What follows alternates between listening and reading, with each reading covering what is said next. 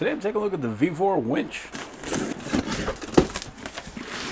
So here's our controller. So we got a plug right there so we can plug in our remote. And we got some nice thick cables on here. So in the event that we have to put a lot of amps through this, we'll actually be able to.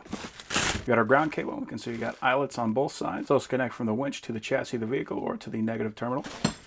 Here's our Fairlead. So this is an aluminum Fairlead, which is great. So that means it's not going to be digging in and beating up the cable. And that is nice and thick. Love seeing that. We have recessed holes in here, so we're not going to worry about the bolt head sticking through. That is a very nice looking Fairlead. Here's our hook. It does have a red strap on there, so people can easily see it.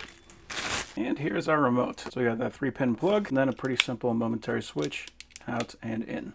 But we also have a wireless remote. So in the event that you want to stay far away from the vehicle, you can actually do that with this. That is very nice. We got what looks like on-off switch on the side, and that does come with a battery.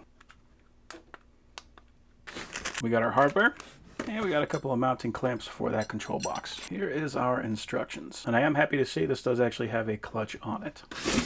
Okay, and this is a fairly heavy box, and it is mostly just because of this winch. Okay, so this is pretty nice looking. I love seeing that this actually has a synthetic rope on it instead of a metal cable. Metal cables are fine, but I prefer a synthetic just because they're lighter, they're easy to handle, and if you ever had to deal with a metal burr on a cable, you probably know what I'm talking about. So here is our clutch. Right now it is out, so I should be able to just grab it and pull it. And that is a fairly smooth feeling drum. We got our terminals right here on the motor. They are color coded, so you're not really gonna be able to mess that up. Yellow goes on the yellow, blue goes on the blue, and red goes on the red. And on the bottom, we got a lug for the ground. So there's something I like to see. You can see we got this square nut on the hardware. So you can just take this nut, and we can drop it in there and use that for our threading. So that way, in the event that this gets damaged for any reason, we can easily replace that. So for our hole pattern, we are looking at right about 10 inches and about 5 inches top to bottom. So that should be compatible with most hole patterns. So in the event that you have a winch and you took it off, you want to put on a new one, this one should be able to fit in that same location. They do have a couple different models. This one is the SC13000. So they're all 12 volt. This one is a 6.6 horsepower, with a gear ratio of 195.8 to 1. So that means for every rotation of that drum, the motor will have spun 195.8 times. So that's going to give you a ton of torque, especially with a 6.6 horsepower motor. 3/8 synthetic rope, 80 feet. So quite a bit of rope on there. And it looks like you can also get steel. The largest version appears to be only steel. This one is capable of 13,500 pounds. That is quite a lot of pull. Now, it does say this is designed for underwind, so that means you want to have the cable coming from the bottom. You don't want to spin this guy around and have the cable going from the top. I do like that this box came with the screws already in it, so we don't have to go around hunting for them. Now we can put this in, so it's going to be going from the front if we want to, or we could have it going to the back. If it's going to the back, these screws might be harder to get to, but if it's going from the front, then they're probably going to get a lot more road rash. It's best to put the cables so they're heading toward the back, that way they're not going to be interfering with your winch.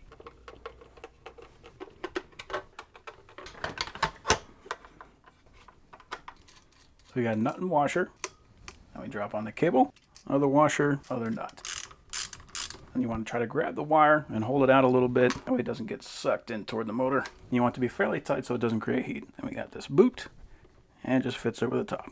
And just in case you can't see it, there's a little blue ring on here, so that's how I know which cable goes where. So yellow to yellow, blue to blue, red to red.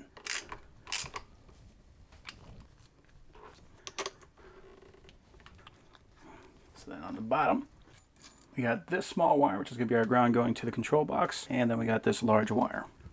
I like putting the large wire on first, then the small wire on top of that. Now for this one, we got a washer, lock washer, and then the nut. And then there is no boot for that. So that is pretty much it. All we got left, we got our negative, so you can put this on the chassis of the vehicle or the negative connection on the battery. Positive should go to the positive terminal on the battery. It is definitely a good idea to attach this to a fuse first before it attaches directly to the battery. But that is it. Negative and positive, bolt the thing in, and you've got yourself a winch. So our plug has a little notch in it, so that is going to only go in one way. Can't mess that up. Very cool. And let's try our remote. Awesome. But yeah, that's got pretty much everything I'm looking for. So that is a very nice winch.